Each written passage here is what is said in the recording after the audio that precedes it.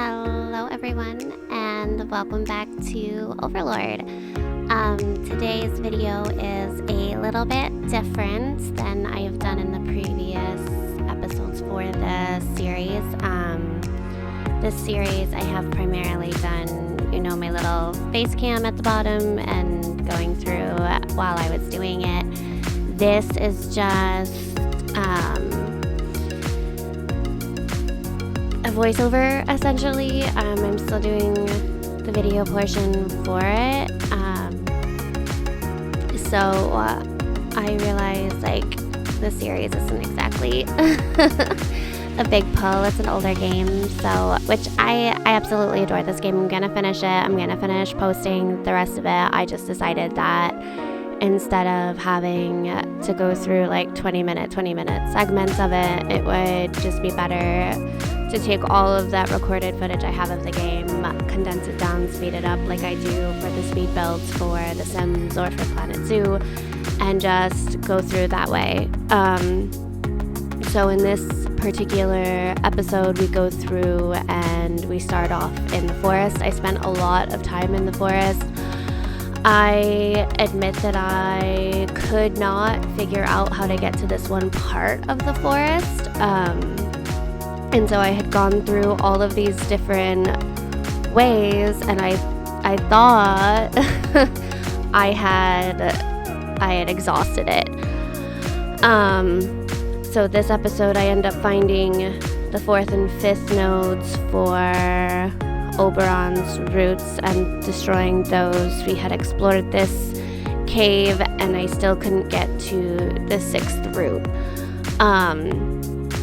So by this point, I have pretty much, I think I had completed, by the end of this video, I'll have completed everything in the forest except for that last node and finding how to get to the dwarves. That will be in the next video. I'm going to keep these about 20 minutes long of just the sped up stuff.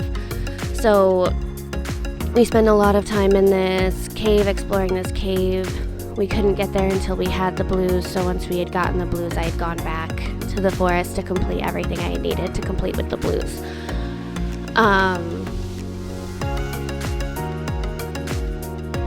So, yes, I thought we had done that cave. I thought that cave was done, complete, everything like that. So we go through, and, now we're just doing all those little things that we can do with the blues that we couldn't get done before. So there's a couple little areas we can get to, and like I said, we get this last node, and then we do blues. I love blues. They are, greens are objectively my favorite minion type. Oh yeah, the Sacred Grove. I forgot we did this too. So the Sacred Grove, you have to destroy the unicorns. Essentially, unicorns are evil in this game, which I think is absolutely hysterical. And even it's not evil the point of view from an evil sorcerer. They are objectively evil. They are portrayed as an evil character. It's not the hobbits and the dwarves where it's okay, well, the hobbits are against the humans and the dwarves are against the elves. No, this is objectively the unicorns are bad. So initially I wasn't really sure how I wanted to handle it, but I ended up just torching the grove. It's just a lot easier to do than trying to defeat the unicorns with any sort of grace and power. So it was just, well, I solved your unicorn problem. Elves were not happy with me. The elves are objectively not happy with me for the majority of my choices I made in regards to their area. I don't know why I decided to say fuck the elves, but I decided to say fuck the elves. So yeah, that's so I think after I torched the grove, I spent forever just wandering around and trying to figure out if I had missed something. And this was one of the reasons why I has like, okay, well, there are at least parts of this I'm gonna speed up and not show you guys, or just speed up and like not worry about. But I just decided everything could be sped up, because none of, even like the boss battles were the most entertaining. By this point, as I'm recording this video, I have not completed the game, but I'm in what I think is the last area, if I remember correctly, because like I said, I have played this game before and I've seen the playthrough all the way of it. I don't remember the exact last area, but I think I'm there. So yeah, you can see, like, I don't fucking know how to get over there. Don't know. It's a mystery to me. At this point, I've got no frickin' idea. So I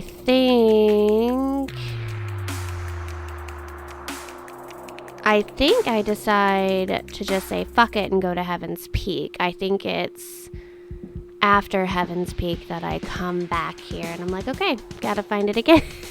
And it's a hot mess. And honestly, like, I know exactly how I missed to get to that 6th route. I know exactly how it happened. And I'm a little pissed off at the game for doing it that way, but I also understand how that happened and why it happened. So yeah, I decide Heaven's Peak is the way to go. I decide, obviously, if I can't get it that side, like, that side must lead to Heaven's Peak. Like, in my head, that's what I'm thinking. So I decide to start going through this way. So we start with the graveyard part of it, and it's just obliterating zombies and everything else. And like I said, objectively, greens are my favorite minion of the 4. Browns, very, very useful. Reds are little troublemakers.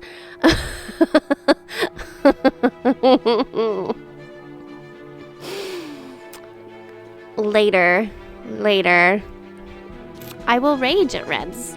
I will rage at the Reds. And there have been several times where I have banned them from my party because I've been like, no, little fire starters, no. Like, it's too much sometimes. So we go through the hallway, and then we do figure out, of course, some of these battles and like areas and stuff, like, they either make you think it's super difficult to defeat the bad guys that are there, or you think it's going to be more lucrative than it is. But because like this little fire section, I was like, oh, well, obviously there's an object or something over here. Like, why else would there be this whole area just on fire?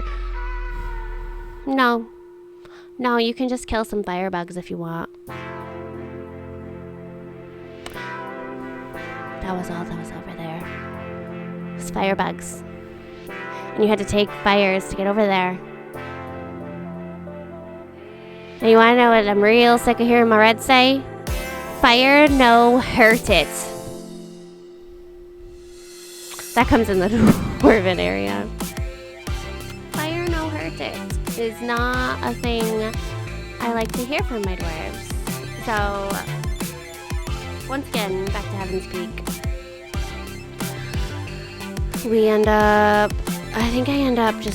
I try to figure out if there's a way I can get my browns to that object, because I'm not doing well on the blue life force. Objectively, the blue life force has been very hard for me to keep in a well-stocked number. So I go into the understreets, no minions. Just, let's do it. Fortunately, as soon as I get here, I was like, oh, okay, they give me minions to get. But then I'm like, fuck. Like, you literally have to get blue minions park them next to the brown minion spawner and resurrect your brown minions. Like, I get it, but really? And like, it's so frustrating when you have to rely so hard on blues. I love blues. They're very, very useful, but they cannot fight. They're very, very bad at fighting. That's their whole thing. Like, they resurrect. They're healers. They're not fighters. They're not even that tanky, realistically. Like, they seem very squishy. Truthfully, the greens seem to be about the squishiest, which is fairly annoying, but the greens also seem to be about the most... I don't necessarily want to say damage inflicting, but they can be with the right enemies, and they try very hard in this game to give you a reason to need all of the different minions, and it's very much trying to get you to use all these different minions throughout the game, so that when we do get to the final area and the final boss, you have an idea of what all of these minions are going to do. I am going to run into a very difficult problem of minion life force. Not the happiest camper about that either. Which is, it's hard. Because like I've said before, I think like there are a couple different ways you can utilize this game. Like, it's not a very challenging game. Like, they do give you basically two choices with doing this, right? You can do it the barbarian way or the wizard way, I guess would be how to do it, how to say it. Like, you could go in brute force. Like, you can just go in brute force and like just slam minions at your problem and call it a day.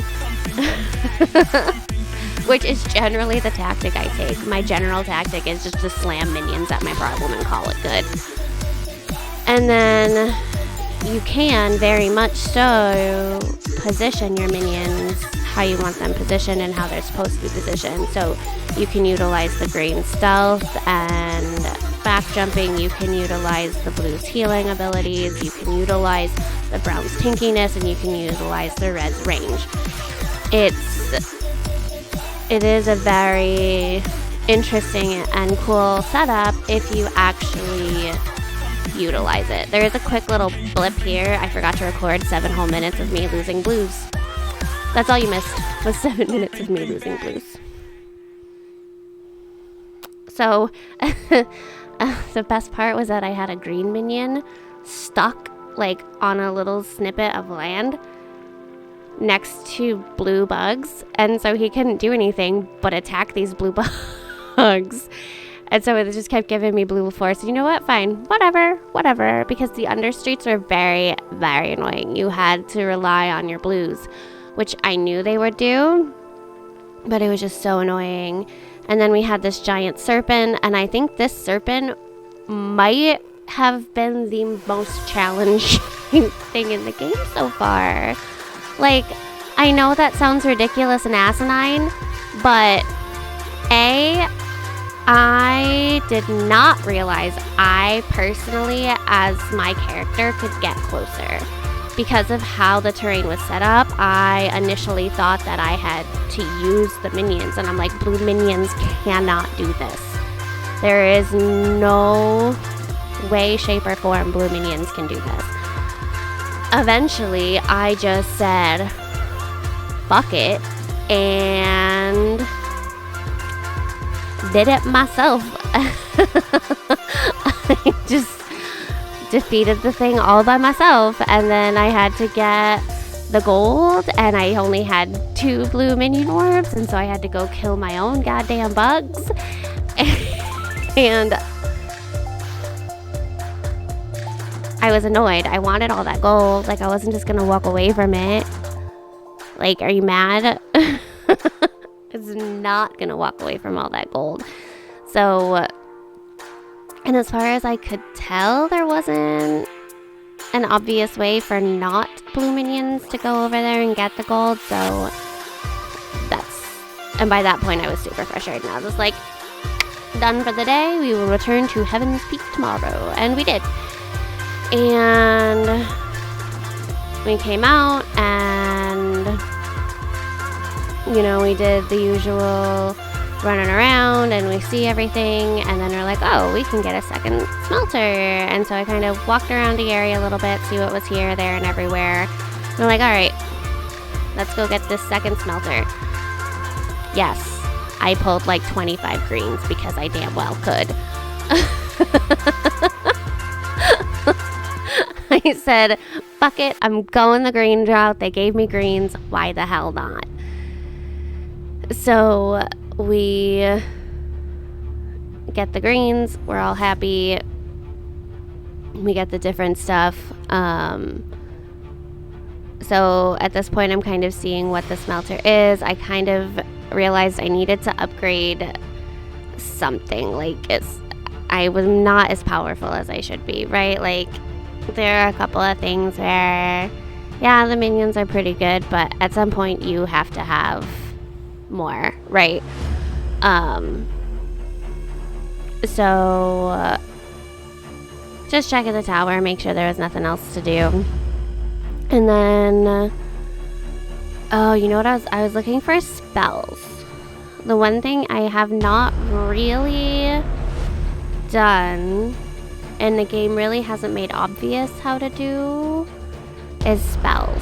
It probably told me like the first time I found a new spell, like how to change my spells, and I cannot remember which hotkey that is or how to do it, but like I've got no idea. So I've been using fire because there's like minion buffing spells and mostly minion buffing spells, but there's been a couple other things. So like, fortunately, like the spells I've found have been upgrades to the fire one, so it just automatically upgraded it for me, but I don't know how to like do all the other spells. So that's a bit of annoyance. I've tried to look and I don't know where else to look for that answer. It is what it is at this point, really. So I'm hitting that point where I need more life force. And it's really starting, like, you need a lot of life force if you want to upgrade or create more armor and weapons. And my next mission is, to get a new smelter. Like, that's my next mission, which means I can upgrade my gear some more. So it was really annoying to have the life force struggle. But we go and we explore the understreets too to get our second smelter. I totally forgot that there were multiple smelters when I first started, like, until it said, like, oh, second smelter, and then once I saw it in place, I was like, oh shit, there's a third smelter somewhere. So I was like, alright, cool. And I mean, obviously, like, you can kind of pick and choose how you want to do this game. Like, the order I do it in is not the order you have to do it in. Like, I did greens and then blues. Reds are pretty much second. Like, you're getting your red second. But you can do Castle Spree and get Heaven's Peak up unlocked before you go to the forest if you really wanted to. So you could do blues and greens or greens and blues. I think you are technically supposed to do greens and blues, but you could, if you wanted to, do Heaven's Peak before you even do the forest. And obviously the dwarves, you have to complete the forest before you go to the dwarves. Like, that's just, it's a must. So the dwarves are pretty unanimously last. So we got our smelter. We had, and like they set that smelter area up as like this big huge battle, and then like done quickly. So we go through this and we clear out most of the town. We are nearing the end of this set of clips, and I believe the last clip is us clearing out this halfway to heaven inn. And basically the idea is there's just this weird thing going on in this town, and a lot of it is centered around this inn. And the succubus that we saw when just before we rescued our blues, we kind of find, there is a cult that worships them here. And we get to go through and do all of that lovely nonsense. So, the succubus battle was not the most difficult of battles. Not the easiest, but not the most difficult.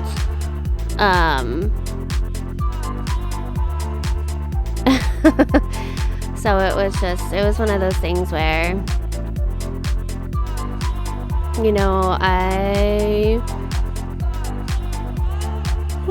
sorry.